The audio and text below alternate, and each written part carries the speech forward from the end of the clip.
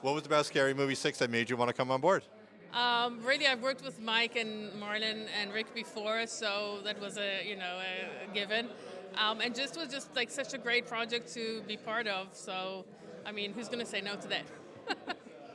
Now, I really like Anna Faris's costumes in this because it's later. Right. She's in a different state. She's a little crazy. A little cuckoo. How fun was it kind of like inventing her look in a different character state? Right, so because she is the character that we love and know from scary movies before, 20 years ago, we come to meet her 20 years later.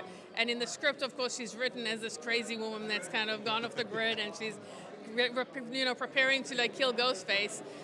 So it was actually really interesting because we really needed to carve like an arc, a character arc for her to start off with like this crazy, and then slowly she gets pulled together till she's like the John Wick's badass at the end, where she just kicks everybody's butt. So it was really fun, and Anna was just so amazing and just all in.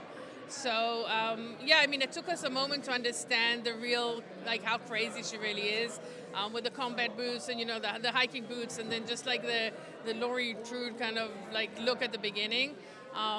But yeah, it was really a blast, and we wanted to also like keep a little bit of who Anna was before, and I did like there was one or two T-shirts which are like an Easter egg of a shirt that she wore in Scary Movie 1 that we kind of redesigned it, and on the back of her jacket, I don't know if people noticed, there's a butterfly on her main jacket that she wears, and the butterfly is really to represent the kind of like her like evolving, kind of like a life of a butterfly. So I put a few details in like that to just try and give some hints of what's to be. I did like your take on Sinners. Yeah.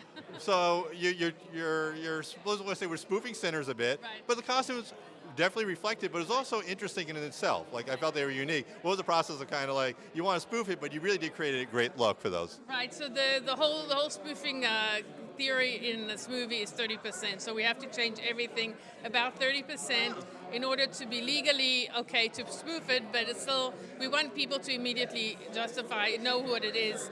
So of course Ruth Carter's costumes are amazing, and we wanted to evoke that look. But I also wanted it to be, the own character's look and our own look. So just finding the balance between, the real spoofed movie and, the world of Scary Movie.